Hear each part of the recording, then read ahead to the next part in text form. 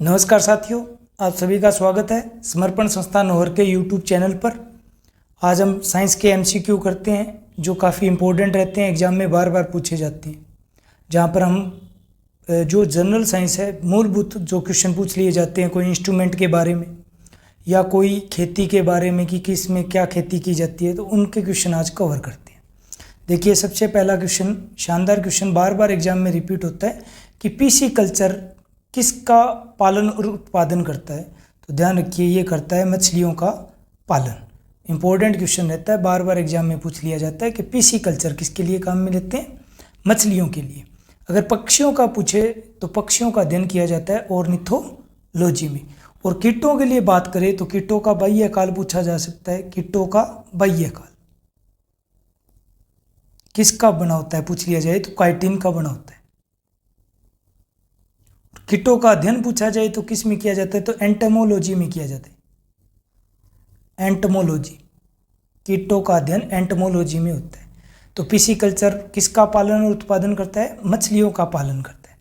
ऐसे ही आगे क्वेश्चन आ जाता है, अंगूर की खेती को क्या कहा जाता है, तो अंगूर की खेती को बोला जाता है विटीकल्चर। अंगूर की खेती को बोला जाता है विटीकल्चर। हॉर्टिकल्चर बोला जाता है बागवानी को। बागवानी या पौधे वगैरह उगाना होता है, तो ये हॉर्टिकल्चर के अंदर होता है। पीसी कल्चर हमने पढ़ लिया, मछलियों के लिए काम में, मछलियों का उत्पादन। सेरीकल्चर है रेशम कीट के लिए, ये इंपॉर्टेंट रहता है, हर एग्जाम में पूछे जाते हैं उत्पादन कि sericulture, PC culture, horticulture, viticulture. ठीक है, यहाँ से क्वेश्चन बनेगा, तो ये आप अच्छे से तैयार कर लेना। नेक्स्ट क्वेश्चन की तरफ बढ़े। कहता है मधुमक्खी पालन को क्या कहा जाता है, तो मधुमक्खी पालन कहलाता है आपका एपीकल्चर। एपीकल्चर मधुमक्खी पालन। और अगर कहता है शहद निर्माण के लिए कौन सा पालन किया जाता है, तो एपीकल्चर किया जाता है। शानदार रहेगा क्वेश्चन। और सिल्वीकल्चर होता है वनों का पालन करना या वनों को लगाना, वनों के लिए यूज में लेते हैं सिल्वीकल्चर। सेरीकल्चर हमने पढ़ लिया ऊपर, किसके लिए काम में लिया जाता है, रेशम कीट का पालन करना, रेशम कीट। ऐसे ही कच्चे रेशम के उत्पादन के लिए रेशम कीट से संबंधित पालन आ ही गया। अभी हमारा आंसर क्या हो जाएगा, सेरीकल्चर हमारा आंसर हो जाएगा, जो क्या ऑप्शन बी रहेगा। तो यहाँ से हम आगे बढ़े। नेक्स्ट क्वेश्चन शानदार रहेगा। कहता है एपीकल्चर एक विज्ञान विधि है। देखो, दोबारा से पूछा गया है, जिसमें किस से संबंधित है, शहद से, क्योंकि एपीकल्चर में मधुमक्खियों का पालन किया जाता है और मधुमक्खियों से क्या प्राप्त करते हैं, शहद प्राप्त करते हैं। हाइड्रोपोनिक्स मोस्ट इंपॉर्टेंट लगा लेना। हाइड्रो का मतलब होता है पानी, और पानी में अगर पौधा उगाते हैं तो उसको बोला जाता है हाइड्रोपोनिक्स। बोल सकते हो बिना मिट्टी के पादप पैदा करना या उगाना, या पानी में पौधा उगाना क्या कहलाता है, आपका हाइड्रोपोनिक्स कहलाता है। दो एग्जाम में पूछा गया है। एक में तो पूछा गया कि हाइड्रोपोनिक्स में अध्ययन किया जाता है, जो कि एलडीसी में पूछा गया, और अभी पीछे राजस्थान का आईए सूचना सहायक में क्वेश्चन पूछा गया कि मिट्टी के बिना पादप या जल में पौधा उगाना क्या कहलाता है या किस में अध्ययन किया जाए, तो हाइड्रोपोनिक्स कहलाएगा। तो इंपॉर्टेंट रहेगा, मोस्ट इंपॉर्टेंट, याद लिख लो ये चीज़ तो आप लोग, कि हाइड्रो का मतलब ही क्या होता है, पानी होता है भाई। हाइड्रो का मतलब होता है पानी। अगर पानी का घनत्व ज्ञात करना हो तो इंस्ट्रूमेंट काम में लेते हैं हाइड्रोमीटर। और पानी का मैक्सिमम घनत्व कितने डिग्री सेंटीग्रेड पर होता है, 4 डिग्री सेंटीग्रेड पर सबसे ज़्यादा घनत्व होता है। ये इंपॉर्टेंट बातें रहेंगी। नेक्स्ट क्वेश्चन की तरफ चले। कहता है माइकोलॉजी के अंतर्गत किसका अध्ययन किया जाता है। माइकोलॉजी में किया जाता है कवक का अध्ययन। माइकोलॉजी में किसका अध्ययन किया जाता है, कवक का। क्रायोजेनिक इंजन बोल देते हैं या ईंधन बोल देते हैं, तो ये क्रायोजेनिक काम में लिया जाता है वर्ड, वो निम्न तापमान के लिए लिया जाता है, निम्न तापमान। ठीक है, क्रायोजेनिक का मतलब होता है निम्न तापमान। नेक्स्ट क्वेश्चन है, विज्ञान जिसमें पशु मानव जीव शारीरिक संरचना का विच्छेदन द्वारा सीखा जाता है, वो कहलाता है एनाटोमी। एनाटोमी रहेगा आपका आंसर। हिमेटोलॉजी में अध्ययन किया जाता है। हिमेट का मतलब होता है रक्त, तो रक्त के लिए यूज में लिया जाता है, तो रक्त का अध्ययन किया जाता है। ओस्टियो का मतलब होता है हड्डियां, तो इसमें हड्डियों का अध्ययन या अस्थियों का अध्ययन किया जाता है। हिपेटो का मतलब होता है, हिपेट का मतलब यूज होता है लीवर के लिए, तो यकृत या लीवर के अध्ययन के लिए क्या, कौन सी विज्ञान की शाखा है, हिपेटोलॉजी।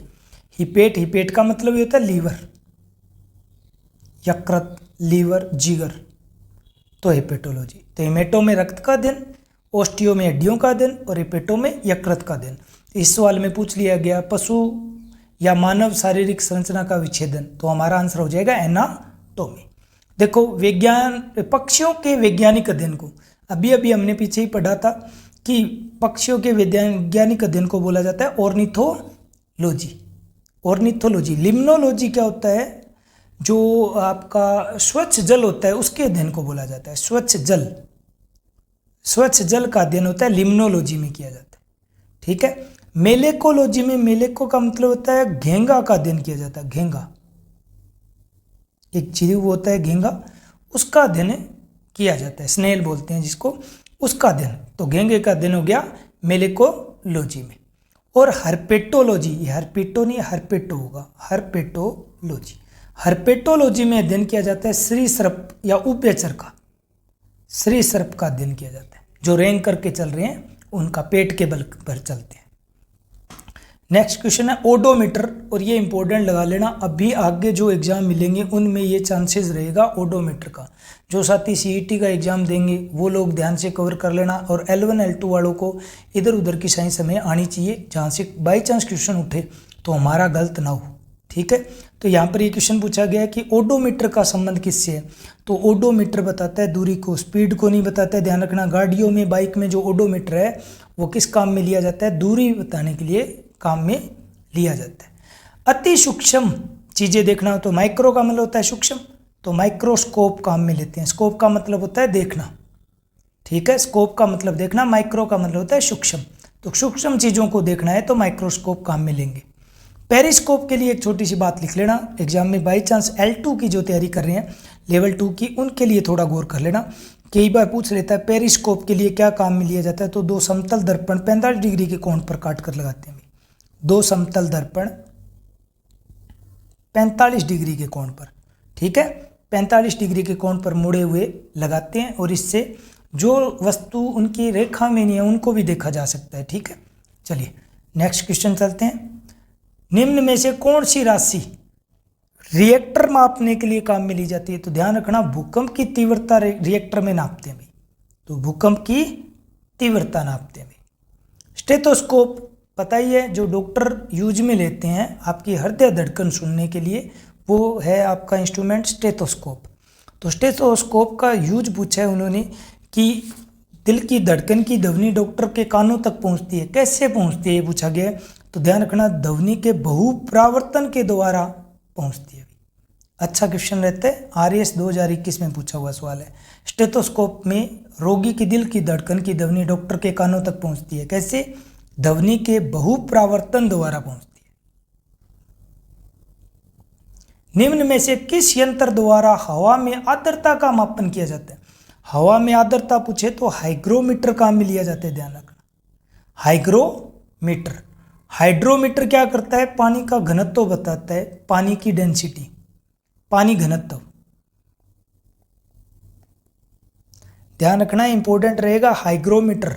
एक कई जगह पूछ लिया जाता है पायरोमीटर। पायरो का मतलब ये होता है उच्च तापमान, तो पायरोमीटर उच्च तापमान नापने के लिए, उच्च तापमान के लिए कौन सा यंत्र काम में लेते हैं, पायरोमीटर काम में लेते हैं। और एग्जाम में पूछा जा सकता है, जो कि मोस्ट इंपोर्टेंट रहता है, मैं यहाँ लिख देता हूँ, पायरेलियोमीटर बोल देते हैं, ये पायरहेलियोमीटर, पायरेलियोमीटर, ये अभी के लिए इंपॉर्टेंट में रहेगा। पायरेलियोमीटर ये क्या करता है, सूर्य की जो विकिरण आती है, रेडिएशन है, उसको नापता है, सूर्य विकिरण को। पायरोमीटर तो उच्च तापमान नापने के लिए काम मिलेंगे, और सूरज की जो विकिरण आ रही है, सौर विकिरण बोल सकते हो, उसको पायरेलियोमीटर नापता है। ठीक है, तो यहाँ पर हमारा कवर हो गया। हाइड्रोमीटर पानी घनत्व नापेगा, हाइग्रो से हवा में आर्द्रता मापी जाती है, जो कि लैब असिस्टेंट के क्वेश्चन पेपर में पूछा गया, और आगे इसी सवाल को दोबारा से घुमाकर पूछ लिया गया कि मापने के लिए हाइग्रोमीटर का उपयोग किया जाता है। तो हाइग्रोमीटर क्या है, आर्द्रता के स्तर को नापता है, जो कि अभी अभी पढ़ाई है हमने। चलिए नेक्स्ट है आगे, कौन सा उपकरण हवा का दबाव नापने के काम में लिया जाता है, तो बैरोमीटर काम में लिया जाता है, बैरोमीटर काम में लेते हैं। पायरोमीटर हमने पढ़ लिया, पायरो का मतलब ही क्या होगा, उच्च तापमान। क्या रहेगा, उच्च तापमान नापने के लिए। और नॉर्मल तापमान नापने के लिए थर्मामीटर काम में लेते हैं। ठीक है, चलिए अब आगे बढ़े। फेदम, फेदम जल की गहराई नापने की इकाई होती है भाई। समुद्र की गहराई नापने का यंत्र बताओ तो फेदोमीटर काम में लेते हैं भाई। यही याद रखना है, समुद्र का पेंदा पता करना है, पेंदा पता करना है तो पेंदा पेंदा पढ़ेंगे ना तो फेदोमीटर काम में लेते हैं समुद्र की गहराई नापने के लिए। तो फेदम किसकी इकाई होगी, गहराई नापने की या जल की गहराई नापने की इकाई हो गई। नेक्स्ट बढ़े आगे। निम्न में से वह उपकरण कौन सा है जिसका प्रयोग पवन के बल और वेग का मापन करने के लिए किया जाता है। अच्छा क्वेश्चन रहेगा, पवन का वेग और ये क्वेश्चन पूछा जाता है तो ये काम में लिया जाता है एनेमोमीटर काम में लिया जाता है। एनेमोमीटर, एमीटर सभी को पता है विद्युत धारा का मापन करता है तो आसान से क्वेश्चन रहता है। इंपॉर्टेंट रहेगा, हमने अभी पहले ही बात की, पैरेलियोमीटर किस काम में लिया जाता है, सौर विकिरण या सूर्य की विकिरण या सोलर रेडिएशन को नापने के काम में लिया जाता है। और आज का अंतिम क्वेश्चन इंपॉर्टेंट रहता है, दही को भिगोकर मक्खन बनाने की विधि क्या रहती है, अपकेंद्रण रहती है।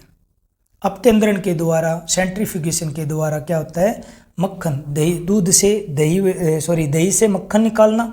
और ये क्वेश्चन आ सकता है, मौत के कुएं में गाड़ी चलाना, मौत के कुएं में गाड़ी चलाना किस सिद्धांत पर होता है, तो अपकेंद्रण के सिद्धांत पर।